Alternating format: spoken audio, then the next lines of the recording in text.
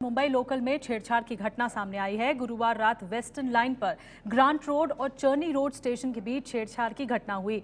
रात 11 बजे ladies coach में 22 साल की अकेली लड़की के साथ एक युवक ने छेड़खानी की, बदसलूकी की। सीसीटीवी में आरोपी की तस्वीरें अब कैद हो चुकी हैं, लेकिन 2 दिन इस घटना को बीत गए हैं। 2 दिन बीत जाने के बाद भी अब तक आरोपी की गिरफ्तारी नहीं हो सकी है।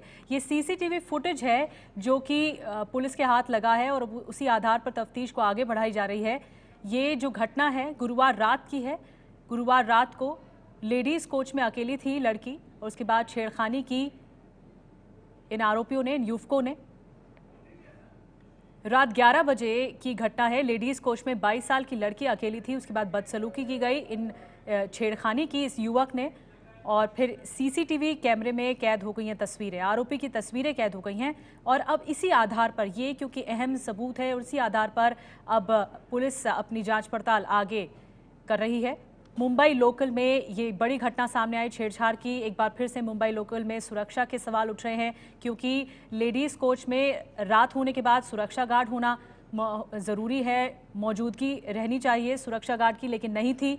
इस पर भी सवाल उठ रहे हैं। गुरुवार रात की ये घटना वेस्टर्न लाइन पर ग्रांट रोड और चर्नी रोड स्टेशन के बीच ये छेड़छाड़ की घटना हुई। मृत्युंजय सिंह इस वक्त हमारे साथ और ज्यादा जानकारी के साथ जुड़ गए। मृत्युंजय, ये सीसीटीवी फुटेज सामने आया है, इस आधार पर अब पुलिस को मदद मिल सकेगी अपनी जांच को आगे बढ़ाने के लिए? क्या कुछ जानकारी? 2 दिन बाद भी अब तक गिरफ्तारी नहीं हो पाई है। जी बिल्कुल, पुलिस के पास एकमात्र सबूत के तौर पर यह सीसीटीवी मिला है, जिसमें साफ तौर पर यह लड़का देखा जा सकता है जो सबसे पहले ग्रांट रोड स्टेशन पर पटरियों के जरिए होते हुए प्लेटफॉर्म पर पहुंचता है और कुर्सी पर बैठता है, और उसके बाद में जो लोकल ट्रेन आती है उसमें वो लेडीज कंपार्टमेंट को देखता है और फिर उसमें चढ़ जाता है। बताना चाहेंगे कि इस मामले में लड़की ने, जो पीड़ित लड़की है, उसने आधिकारिक शिकायत नहीं कराई है। पीड़ित लड़की पुणे के लिए निकल गई है, लेकिन पुलिस ने अपनी तरफ से मामला दर्ज किया है और आरोपी लड़के की तलाश कर रही है। इसके लिए पुलिस ने 2 टीमें बनाई हैं, जो इस परिसर में रेलवे पटरियों के किनारे रहने वाले जो नशा करने वाले लोग होते हैं, ऐसे लोगों से भी पूछताछ कर रही है और उनकी तलाश कर रही है।